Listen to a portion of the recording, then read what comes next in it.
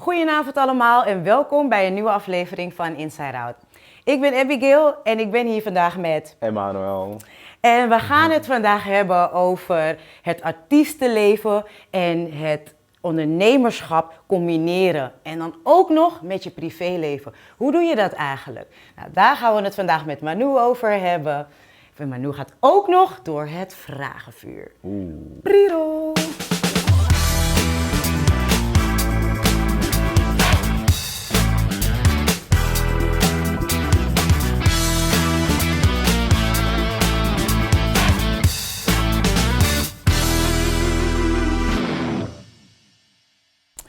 Nou Manu, dankjewel dat je hier bent. Welkom. Ja. Heel leuk dat je hier bent.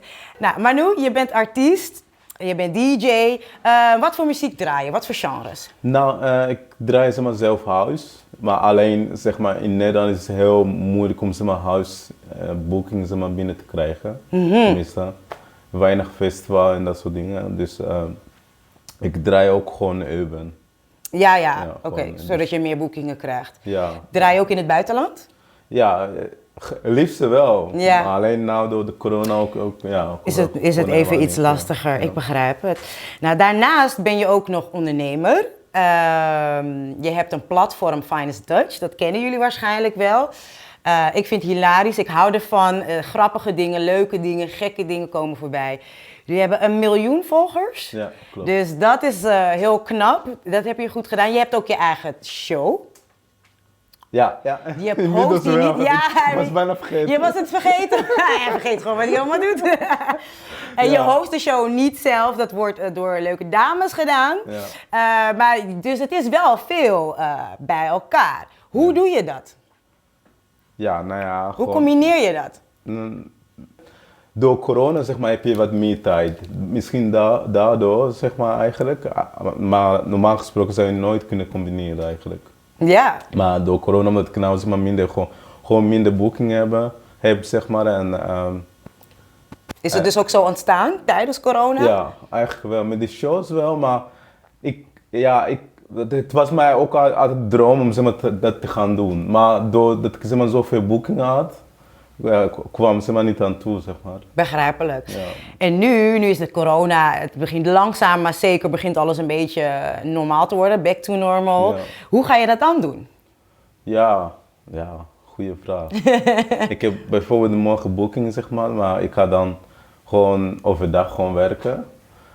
En daarna in de avond gewoon gaan draaien. Wat is het gekste wat je hebt meegemaakt?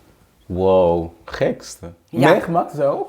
Ja, Nee, ik kan dus niet. wat je misschien hebt gezien, dus niet per se wat je denkt, hier wil ik geen antwoord op geven. Ja, Wat je misschien hebt gezien of wat je zelf hebt meegemaakt. In de club, op een festival of gewoon ergens anders, maar dan wel als artiest. Wat is het gekste wat je hebt gezien of meegemaakt? Nee, seks in de stijl, Wat? Ja, stel, twee mensen waren gewoon neuken, Waar? Backstage. Dat doen jullie. Hey, oké, wacht Ja, even. Ja.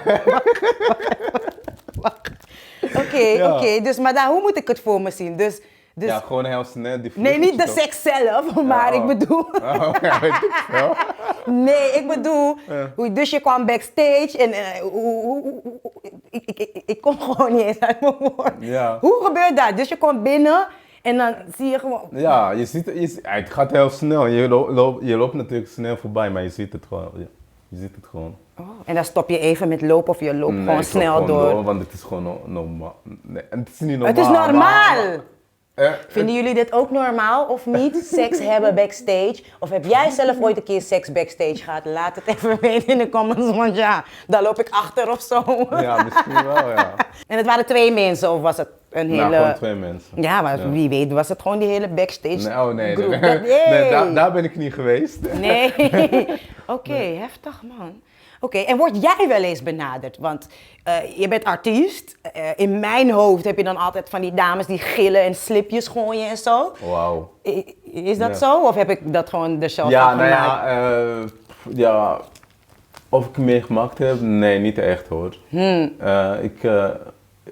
Ik ben net begonnen met draaien. Ja, oké. Dus ik moest vaak... Je moet het nog meemaken. Ja, ik moet heel veel dingen nog meemaken. Maar ja, dankzij corona heb ik ook niet door kunnen bereiken. Maar ja, ik heb zeg maar, echt een heel grote festival zeg maar, nog niet gekregen, zeg maar, binnengehaald. Ja. Maar ja, ik moet het nog meemaken. Maar ik hoef dat niet mee te maken hoor. Nou, ik ga dames, jullie horen het. Hij moet het nog meemaken. Dus, nee, ja. ik ben gewoon netjes hoor. Ja, ben je echt netjes of doe je gewoon alsof nu? Nee, ik ben gewoon netjes. Ja? Ja. Oké. Nee, is goed, dat kan. Oké, dus daar heb je niks van meegemaakt. Maar is er misschien nog iets wat je nog wel zou willen meemaken? En dan niet per se op het gebied van seks backstage of zo. Ja. Maar is er iets waarvan je denkt van dit zou ik nog graag willen bereiken, dit wil ik nog graag meemaken? Ja, ik heb een doel en mijn doel is om arme mensen te helpen in de toekomst. Oké, Ja. en heb je dan ook bijvoorbeeld iets concreter? Is er een bepaalde plaats of land of is er een leeftijd? Of heb je gewoon zoiets van ik wil gewoon... Ja, vooral jongeren zeg maar, die moeilijk hebben. Plaats niet per se, maar ik ga in ieder geval gewoon in Nederland beginnen. Maar mijn doel is om bijvoorbeeld naar Zuid-Amerika of naar Afrika te gaan. Ja. En daar gewoon dingetjes zelf te kunnen doen. En daarom ben ik eigenlijk DJ geworden. Oké. Ja. Zodat je... Eigenlijk, ik hou niet van bekend zijn of zo. Maar dit is puur om zeg maar gewoon iets te kunnen bereiken, zeg maar. Dat is wel slim. Met het bereik die ik heb. Maar, dat is slim. Maar ik wil altijd niet beroemd worden. Want vroeger rapte ik. Oké. Ik kreeg zeg maar, aanbieding om zeg maar, videoclip te schieten bij MTV, dat was echt lang geleden. Wauw. Maar toen heb ik zeg maar, gewoon nee gezegd, omdat ik zeg maar, niet bekend was. Oh ja, je houdt niet van de fame, zeg maar. Nee, helemaal niet. Maar ja, dat was vroeger, zeg maar. Maar toen ik zeg maar, naar Afrika ging en mensen gingen helpen en zag hoe ze zeg maar, blij waren. Ja. Dacht van ja, oké, nee, ik ga weer iets aan doen. Want, ja, dat gevoel wat je daarvoor krijgt, de voldoening. Je krijgt zo gewoon een lekker gevoel. Ja. Ik denk van ja, je moet weer iets... je haalt er voldoening uit. Oké.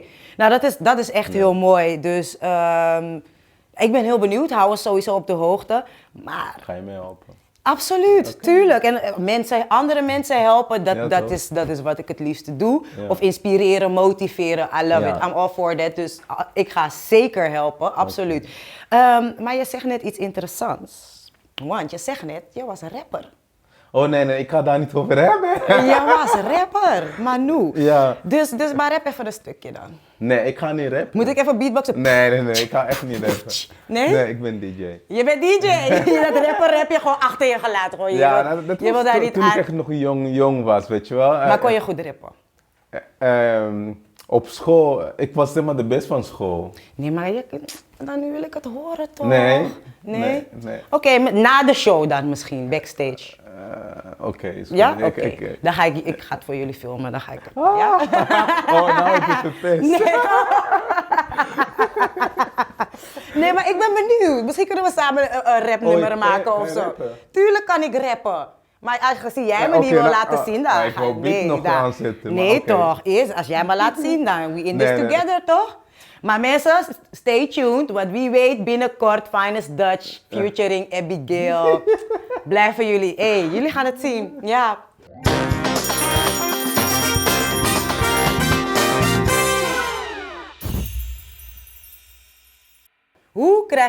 Hoe kom ik aan 1 miljoen volgers? Ja, gewoon constant dingen te posten, content en je doel, vooral een doel hebben zeg maar, waar je maar naartoe wil. Dan kan je weer bereiken. Want hoe lang heeft het bijvoorbeeld voor jou geduurd voordat je die 1 miljoen volgers had bereikt? Volgens mij was het binnen 4 jaar. Oké. Dus even kijken. Ja, 4 tot 5 jaar zeg maar, had ik 1 miljoen volgers, zeg maar. Maar heb je bijvoorbeeld een bepaalde tip? Dus je zegt je moet gewoon constant, je moet consistent zijn, je moet blijven posten, je moet goede content hebben. Dat is natuurlijk heel belangrijk, mensen moeten het wel interessant vinden. Ja. Nou, heb jij natuurlijk... Of stom vinden. Of juist stom, want dat is het ook. Of juist provocerend. Ja. Het moet in ieder geval iets triggeren. Ja. Want dat doe je natuurlijk ook met Finest Dutch. Want hoe kwam je op het idee om dat te doen eigenlijk? Nou, ik weet niet hoe oud je bent. Ja, Ik ben oké. 23. Maar, Ik ben 23. maar je kent ook die tijd van Vines vroeger. Zeker weten, Oké, zeker dan, weten. Dan ben je weer ouder genoeg. Absoluut. Nu gaan mensen denken, wacht even. Want ja. Maar daar ontstond zeg maar toen, zeg maar. In Amerika was zeg maar toen echt de shit, weet je wel. Ja. Maar toen in Nederland zeg maar niet echt. Toen dacht ik van ja, laat me gewoon dat ook in Nederland gaan doen. En toen ben ik begonnen. Toen ik zeg maar echt net begonnen was, ja, toen pakte ik gewoon filmpjes op Facebook. Niet echt Vines, maar gewoon grappige dingetjes. Ja, en heel veel filmpjes gingen dan viraal. En daardoor ben ik zeg maar echt gegroeid. In het begin vooral. Oké, dus eigenlijk moet ik gewoon hele stomme of gekke dingen gaan doen. Ja. Dat filmen en online zetten. Ja. En dan ga ik viraal. Ja, dat denk ik wel. Ik kan je helpen. Ja? Oké dan. Dat gaan we doen. Ik hou je hier aan. Nou, voor de kijkers, hebben jullie misschien nog tips? Hoe kom je aan 1 miljoen volgers? Misschien hebben jullie nog tips. Laat het even weten in de comments. Heb je misschien nog een vraag voor Manu? Ja, Dan willen laat wij dat het weten. ook graag weten. Laat het weten in de comments. Oké, dan gaan we nu verder met het vragenvuur. Ja. Even om het even een beetje luchtig te is houden, goed. gaan we nu verder met het vragenvuur en daarna gaan we verder met het laatste onderwerp. Nou, het vragenvuur, dan krijg je een aantal stellingen, krijg je voorgeschoteld, die in rap tempo, heel snel. Ja. En de bedoeling is dus dat je overal antwoord op geeft. Er is 1 joker die je mag inzetten, dus als het echt een vraag is waarvan je denkt, nou, hier wil of kan ik geen antwoord op geven, dan mag je de joker inzetten, dat is er 1. En voor de rest is het gewoon meteen antwoord geven. Dus je mag ook niet over nadenken. Je mag eventueel na het vragenvuur mag je eventueel nog even toelichten van nou, ik wil toch nog even zeggen wat ik daarmee bedoelde. Oké. Maar ben je er klaar voor? Maar hoeveel vragen zijn dat dan? Het zijn er 13, dus dat valt op zich nog. Wow, Het valt nog mee, dat gaat heel snel. Nou, Jawel, oké, dat komt helemaal goed. oké. Are you ready? Ja, ik ben klaar. Ben je er klaar maar voor? moet ik ja of nee zeggen? Of, Nee, het is een stelling en dan moet je dus een keuze maken. Dus je gaat het horen. Oké. Zijn jullie er ook klaar voor? Nou, daar gaan we dan. Liefde of geld? Liefde. Tepelklem of buttplug?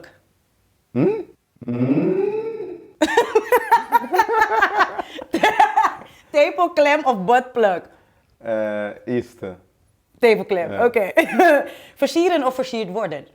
Versieren. Ja, versieren, ja, oké. ja, tuurlijk. Wil je een onderdanige partner of een dominante partner? Dominant ga ik toch daarvoor. Oké. Vanille, seks of hardcore? Hardcore. Ja, het is normaal. Het is normaal. Mensen thuis, we doen dit allemaal. Het is menselijk. Familie of relatie? Familie. Trouwen of niet trouwen?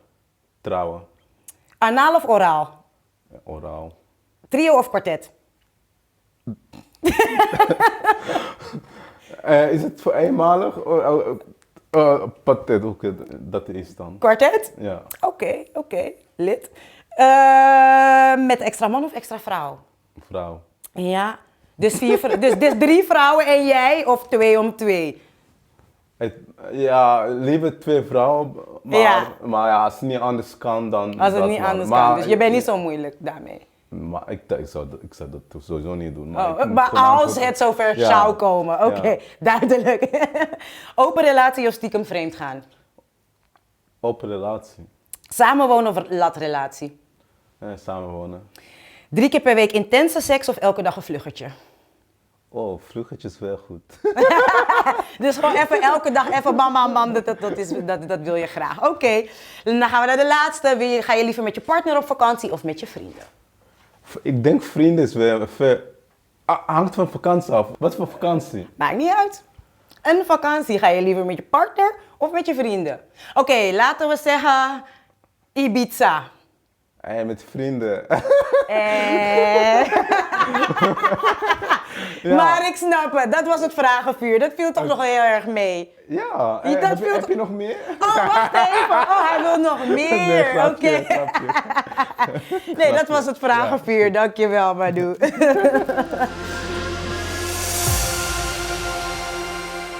Nou, dus dat was wel even grappig en interessant. Je hebt de joker ook niet gebruikt trouwens. Ja, niet gebruikt. Ja, dat Dus was- eigenlijk viel het nog heel erg mee. Misschien moet ik mijn vragen dan toch... ja, ik denk het wel. Ja, hè? Ik moet Ja. ze nog iets erger maken, Ja. hè? Voor mij niet, of voor anderen. Nee, oké, dat Voor gaan we anderen. regelen. Ja, Ja. dat gaan we regelen dan. Oké. Oké, dan gaan we weer even terug naar... Oké, we hebben het er net over gehad. Je bent artiest, ondernemer. Je hebt een privéleven. Heb je een relatie? Momenteel niet. Momenteel niet, dus mensen. Hij is vrijgezel. Toch? Ik weet niet of je in een situationship zit, maar hij heeft geen relatie. Dus mochten jullie iets met hem willen, dan kunnen jullie reageren in de comments en dan daar regel ik het. Ik hoek jullie op hoor. Oké, maar je hebt geen relatie. Nee, ik heb geen Oké. relatie. Maar hoe zou jij jouw ondernemerschap en je artiestenleven combineren? Als je een vriendin hebt, want ik neem aan dat je wel relaties hebt gehad. Ja, Ga ik even vanuit. Ja. Ja, Hoe het is- combineer je dat? Vooral als artiest zijnde. Je bent Het vaak is- weg in de Ja. club. Maar daardoor zeg maar, heb ik ook geen relatie eigenlijk. Omdat ik zeg maar, gewoon nou echt net begonnen ben met mijn bedrijf. En DJ doe ik al nu pas 3 jaar, zeg maar. Dus ik moet nog die stappen maken, weet je wel. Ja, ja. En als je zeg maar, een relatie hebt, en een relatie kost heel veel tijd en moeite en gezeik allemaal, je weet het wel. Gezeik. Veel gezeik. Ja, ook veel gezeik.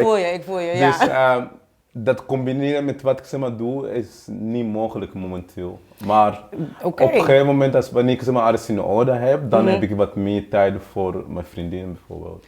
Oké, dus want je zegt dus dat je eigenlijk bewust ervoor kiest om geen relatie te hebben. klopt. De reden waarom ik dat ook vraag, is omdat het lijkt me gewoon heel lastig. Want je ziet het altijd, dan zie je al die bekende artiesten en dan zie je ze op Instagram leuk met hun vrouwtjes en zo, of met hun man. Maar dan denk ik, ja, maar hoe gaat het dan als je naar een show gaat en al die Ja. slipjes naar je hoofd gegooid Ja, krijgt, of maar- al die dames die... klopt. Hoe doe je dat? Dat lijkt me moeilijk. En jij zegt dus, je moet gewoon geen relatie hebben. Dat is dat voor jouzelf dan, Ja, hè? voor mezelf. Dat vind Ja, jij. Klopt. Wat vinden jullie daar eigenlijk van? Als je artiest bent en je hebt een relatie, wel of niet doen? En zo ja, hoe combineer je dat dan? Laat het even weten in de comments. Ja, laat ik weten. Laat het even weten, want we willen het graag weten hoe dat gaat.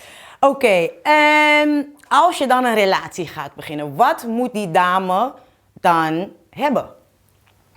Gewoon eerlijk en ja, eerlijk zijn gewoon. Eerlijk vooral. Eerlijkheid, ja. Ja.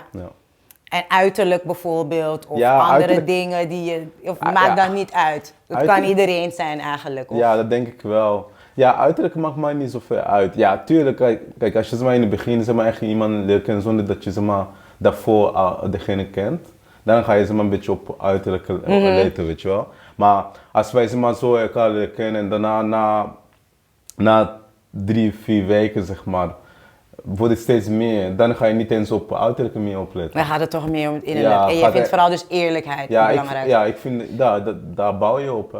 Ja, en want komt dat ook doordat, heb je misschien in het verleden ook dingen meegemaakt wat te maken heeft ja, met ja. eerlijkheid? Dat je denkt van nou, daar heb ik toch wel een beetje trauma aan overgehouden. Nou ja, of zo. ik heb mezelf altijd beschermd. Hoe bescherm je jezelf? Om rekening mee te houden dat zulke dingen kan gebeuren. Dus en wanneer dingen gebeuren, dan had ik meteen door en dan was ik ook meteen klaar. Mhm.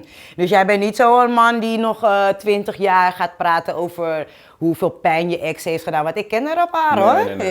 Nee, ik praat met mijn ex. Ja, niet. Jullie zijn normaal. gewoon vrienden. Ja, ik Ja, ook gewoon hoor. normaal. Shout-out naar mijn exen ook.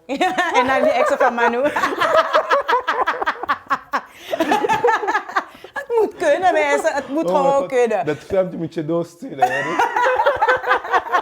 Dat kan Het echt, moet kunnen. Dat kan echt Het niet. moet kunnen. Het moet kunnen. Nee, maar oké. Nee, maar dat is leuk om te horen. Sorry. Oh, wat erg. Shout-out naar onze exen. Nee, maar oké. Dat is wel goed om Nee, maar te kijk, horen. als je zeg maar, een vriendin of een vriendje hebt, Ja. dan leer je toch degene kennen als... Ja, op een gegeven moment worden degene als familie, zeg maar, een soort van. En Dat is wel de bedoeling, als ja. jullie zeg maar, uit elkaar zijn, het maakt niet uit... Ja, tenzij als degene zeg maar, echt iets ergs gedaan heeft. Maar als het gewoon normaal uitgaat, dan ja, waarom zou je ze maar dan degene gaan Ja, haten? maar dat vind ik ook. Je hoeft elkaar zeker niet te haten. Kijk, ik snap ook wel dat je ook niet altijd nog vrienden wil zijn. Ja. Ik denk dat het er ook een beetje van afhangt hoe het uit is Hoe het gegaan, uit, wat je ja. zegt, wat er precies is gebeurd. Ja. Maar over het algemeen zijn wij toch ergens daar een beetje hetzelfde wat dat Ja. betreft. Hè? We kunnen gewoon met onze exen gewoon omgaan en praten. Precies. Ga je nog je ex zien? Nee. Oké. Maar ik heb... Nou, nee, dat denk ik dan weer niet.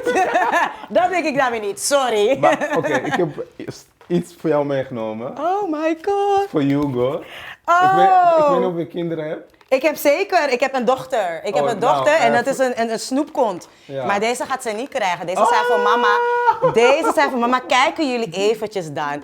Het lijkt ook alsof je gewoon wist. We kennen elkaar hiervoor helemaal niet. Nee. Maar jij brengt precies de enige snoepjes die ik eigenlijk... Echt? Hou op, kappen met mij. Ja man, ja man, ja. Kijk eens mensen, Hugo. Meloenen, kauwgum. En deze heerlijke Sugar Paradise snoepjes. Hugo Sugar Paradise. Ja man, dankjewel man. Alsjeblieft. I appreciate it, Ja, dankjewel. is goed. Nou, Geen dank. hoe vond je het Manu? Goed hoor. Ja, maar dit is het eerste interview wat je hebt gedaan. Ja. Dus je hebt heel veel gedaan in je leven en je produceert heel veel, maar zelf is dit je eerste interview. En Ik zou eigenlijk opnieuw willen doen. Ik zou ze maar beter doen hoor, als ik ze maar opnieuw beter, dus je vindt niet dat je het goed hebt gedaan. Ja, nee, maar ook bepaalde dingen niet hoor. Maar hij knipt weer eruit. Ja, hij knipt en plakt het wel. Nou, ik vond het fantastisch. Dankjewel dat je hier was. Ja. Nou, zoals ik al zei, Manu, hij is DJ. Misschien kan je even vertellen, wat is je DJ-naam? Waar kunnen ze je Goh. vinden? Waar kunnen ze je volgen? Ja, mijn Insta is zeg maar Wijnstaartje en mijn DJ-naam is ook Wijnstaartje. Dus als je zeg maar Wijnstaartje Als je gewoon intypt, Finest Dutch dan, intypt. ja, dan vind je mij wel. Dan vind je hem, Ja. dan kan je hem boeken. Je kan een date met hem inplannen, want hij is vrijgezel. En hij is niet moeilijk, ook als ex. Dus ja, weet je, geen beetje drama met exen en zo. Dus gaan jullie die man volgen. Ik vond het leuk om je hier te hebben. Dankjewel voor het kijken. Dit was het helaas alweer voor vandaag. Ik vond het zo Nee, gezellig. Ja! nee. Dit was het helaas alweer voor vandaag. Maar dan gaan we het snel opnieuw doen. Ja. We gaan het snel Oké, weer is doen. goed. Of ik kom bij jou. Maar jij moet het regelen. Oh ja. Ik kom bij jou. Ik Is nodig goed. mezelf gewoon uit nu. Ik kom bij jou. Zomaar, Ik oké. kom bij jou. Nou, Jawel. ja, ik heb niet eens kans gehad om jou uit te nodigen. Oh, ik maar was, oké. ik was iets. Ik Te was snel. ja, dat doe ik Oké. soms, sorry. Oké, Ja, nou, sorry. is goed. Ik ga je uitnodigen. Ja? Oké, nou, Is dope. goed. Dank jullie wel voor het kijken. Hebben jullie nog vragen of opmerkingen? Laat het even weten in de comments. Volgende week zijn we er weer, woensdag om 9 uur, met niemand minder dan April Jordan. April Jordan is ook DJ en ze is een dope ondernemer ook. Ze heeft haar eigen bedrijf, AM Entertainment. En met haar gaan we het ook over hele interessante dingen hebben, zoals de vrouwen. Vrouwen in een clip, vrouwen in films. Ze zijn vaak schaars gekleed, maar hoe behandel je die vrouwen? Hoe gaat hun werk? Zijn er regels? Hoe zit dat eigenlijk? Ben jij benieuwd? Druk dan op het belletje zodat je niets hoeft te missen. Druk op het belletje zodat je niets hoeft te missen. En tot volgende week bij Inside Out. Woe!